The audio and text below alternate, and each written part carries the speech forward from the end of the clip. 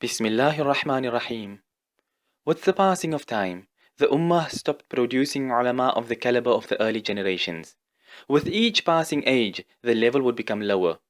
In the beginning were mujtahideen on the level to start their own madhahib. Then came the next age, where there was an abundance of ulama that were mujtahideen within the madhab itself. And as the ages went by, they became less and less in number, until the time came when the Ummah produced one of its last major diamonds, Imam Ibn Aabideen Ash-Shami Rahimahullah.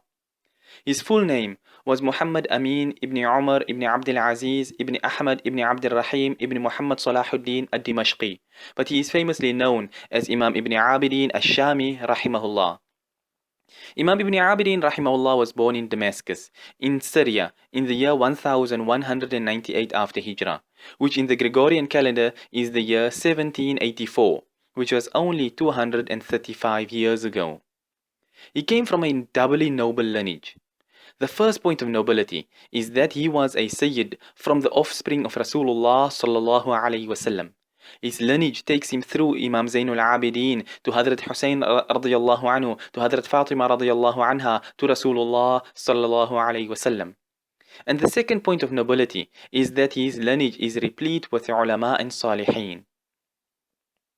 This title of Ibn Abideen comes from his great-great-grandfather, Muhammad Salahuddin, who, because of his piety, was given this nickname.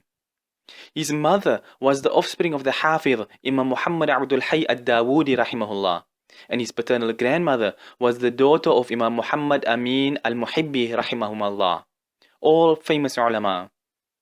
Both of his parents were pious people that were known for their piety. Imam Ibn Aabideen Rahimahullah's father was a businessman, and Imam Ibn Aabideen Rahimahullah used to go with him to the shop as a child, and he would sit and recite the Quran audibly in the shop. And one day as he was reciting, an alim passed by and heard him reciting, and he noticed some weakness in his tajweed, so he advised Imam Ibn Aabideen to study under the ulama to correct it.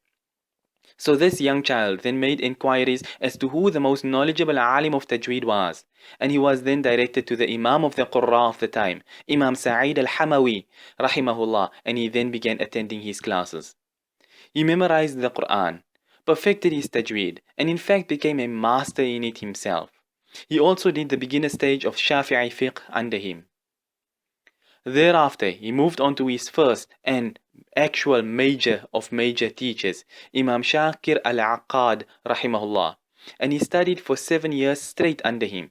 He did hadith, usul, tafsir, fiqh, and the other sciences all under him, including tasawwuf.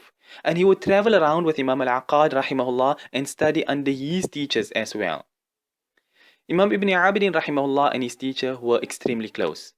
Imam al-Aqad rahimahullah used to say that he loves Imam Ibn Aabideen even more than his own children. That's how close they were. In fact, when Imam Ibn Aabideen rahimahullah became an adult, Imam al-Aqad rahimahullah asked Imam Ibn Aabideen to marry his daughter.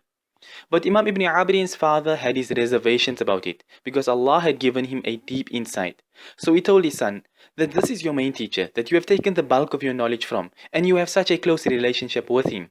So I fear that if you marry his daughter and there arises some problem between you and her, then that relationship which you have with her father, your teacher, will be damaged. In other words, it is more important that you have a proper source of knowledge that you can benefit and take your deen from. Because you can find another woman to marry and take her place, but where will you find another alim of his caliber to take his place? In the year 1222 after Hijrah, when Imam Ibn Aabideen Rahimahullah was only 20 years old, his teacher Imam al-Aqad Rahimahullah passed away. The senior most student of Imam al-Aqad was Imam Sa'id al-Halabi. So after he had passed away, Imam Sa'id al-Halabi took over and began teaching in his place. With him too, Imam Ibn Aabideen had a close connection, so he studied under him for a time until he too passed away. Then Imam Ibn Aabideen Rahimahullah began studying under Imam Khalid al-Naqshbandi al-Hindi. Again, because of his bright and pious nature, Imam Khalid al-Naqshbandi immediately took a liking to him, and vice versa. Imam al-Naqshbandi Rahimahullah later on was affected by the plague, and as he was lying to pass away, Imam Ibn Aabideen Rahimahullah saw a dream. In his dream, Hazrat Uthman radiyallahu anhu had passed away, and he was leading the janazah. So he related this dream to his teacher Imam al-Naqshbandi. So his teacher interpreted the dream and told him that I am from the offspring of Hazrat Uthman ibn Affan radiyallahu anhu, and I will pass away soon, and you will be the one to perform my janazah. And that's how it happened. And in this manner, Imam Ibn Aabideen Rahimahullah studied and reached a high rank amongst the ulama of the time until he was appointed as a mufti. Unlike in today's time, where you get the title of mufti after completing a course, back then you were only appointed as such, as you have shown exceptional knowledge. Because if you don't have an extremely vast and deep knowledge of the deen, then you would never be appointed to such a position of giving fatwa. Because this is the deen you will be speaking about and giving verdicts on. You're not speaking about the price of eggs and toilet paper that just about anyone can be put there to say something. Imam Ibn Aabideen Rahimahullah was a prolific writer. He authored over 50 major works, but his most famous book of all is his Raddul Muhtar, which is a commentary on the book of Imam al-Haskafi Rahimahullah known as Ad-Durrul Mukhtar. This book received such worldwide acceptance amongst the ulama that it has become an integrally relied upon work in the Hanafi madhab. He was also an eloquent poet. From young days he would compose poems, not the fluff type of poetry, but works of substance, such as his Uqud Rasm al-Mufti, for example. Imam Ibn Aabideen Rahimahullah was an unmatched alim of his time, and he became known as the leading Hanafi alim of the world. Such was his rank which the ulama of his time had placed him. Imam Ibn Aabideen Rahimahullah dedicated his entire life to learning and teaching the deen, and this continued until the end of his life. 20 days prior to his passing away, Imam Ibn Aabideen Rahimahullah paid for his grave, and he made a wasiyah asking that he be buried in the company of two great ulama.